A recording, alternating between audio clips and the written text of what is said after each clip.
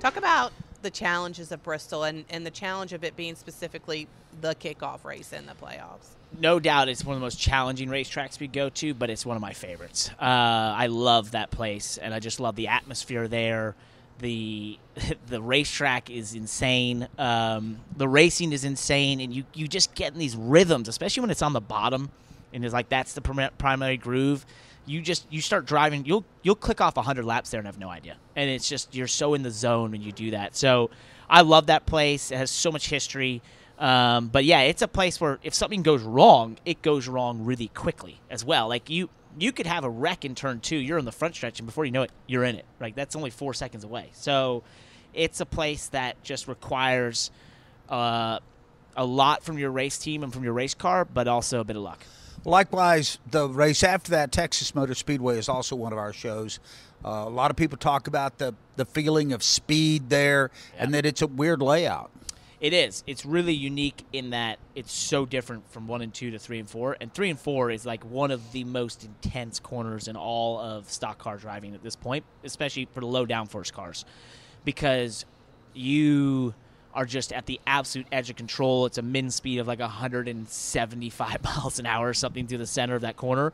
Somewhere crazy. Maybe it's 160 something. It's up there. It's very high. Probably one of the highest of the year besides like a Michigan. So it's you feel that speed and you know that speed, and then you go off into turn 1 and you've got to bleed all that speed away and then gather it all back up from turn 2 all the way back around. So it's definitely a unique lap, and because of that, it requires you to and the other side of that is the cars will not drive well through 3 and 4 because what you need them.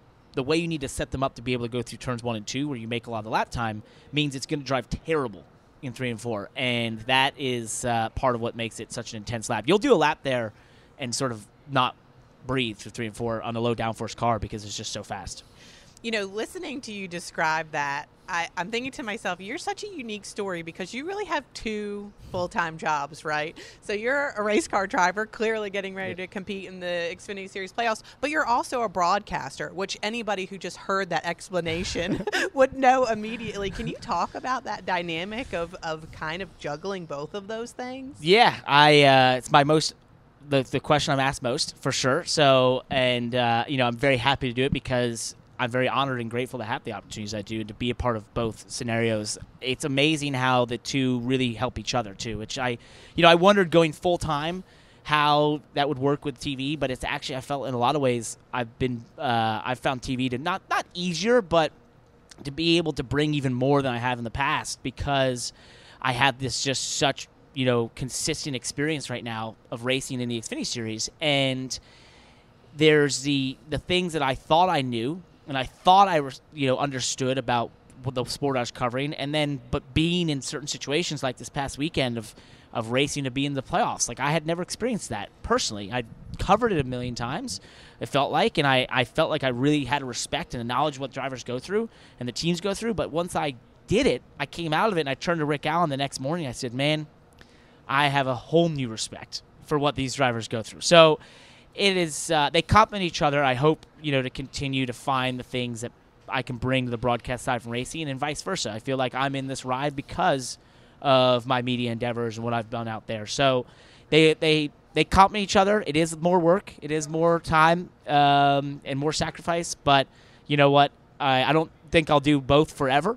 But, for the time being, it's a lot of fun. It's a good mix.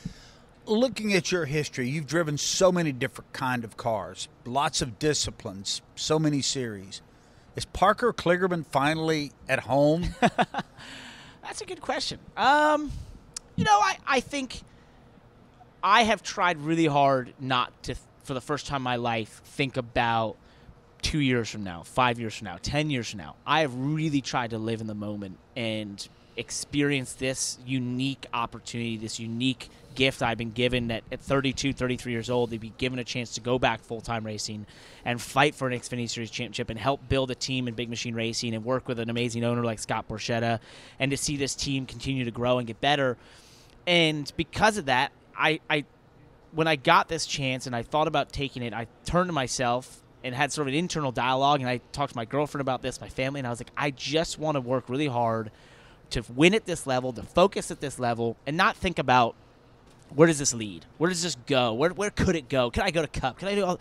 Put that all away. Don't care. Don't want to think about it. And, that's been my mindset throughout this. And so is it home? I don't know. I enjoy it here. I'm having a good time. But wherever life takes me, I'm very thankful for this opportunity. I think it's been an amazing gift. And there's an incredible amount of things I've learned being put in a pressure-packed, such a competitive scenario as I've been in this year, where I've learned about myself. I've learned lessons about how to be stronger mentally, how to be a better leader, that I think could apply to anything in life. And so I'm really thankful for that, because there's nothing quite like competitive sports to really push you to find new gears, new levels to your performance. And I think, I've had that opportunity here. So am I going to be here forever? I have no idea. But I'm trying my best to enjoy this time and take any lesson I can from it, and I so far have. That's a great answer. I think the next question I'm going to ask you might you be a little bit split on as well, because of the fact that you wear two hats between race car driver and broadcaster. But it was just announced today that we're going to get the stage breaks back in Charlotte, and they're moving the restart zone, chicane. Talk about the race car driver version. Everybody that we've talked to so far, most people we've talked to so far said, well, it takes the strategy out of it, But then, people also are conceding, but it's a better show sometimes when you have those stage breaks in there. So what's Parker Kligerman's view of all of that? It's pretty easy. They'll tell me, because of my TV side, I say this way, but I'm all about the show. Whatever makes the best show. If you buy a ticket and come to these races, if you tune in on TV, I want you to, every single second of that endeavor, think, I am so glad that I came here, or I turned this on, or I dedicated the time, or I spent, the money to be here. I think whatever we can do to continually do that, as long as it's not obviously to the point of, endangering people or that sort of thing. But I think NASCAR is a unique form of motorsports in the world that emphasizes show and entertainment more than anything else. And yet it is a very competitive arena that allows you to, if you are a seriously top performer, you will rise to the top, and it allows you that opportunity. But they're going to make a show of it in that time period. And so stage breaks, 100%. Like, why not? If the racing's better, the show is better, bring them on. I love it. I think, am I a traditionalist as well? And I love to watch a IndyCar race or an F1 race where it goes green from start to finish. Sure. We have, I think those are cool. But that's not NASCAR. To me, that's not. Like, the playoffs format. There was a question I had from an international group that said, hey, should we bring this to other forms of motorsports? I said, no.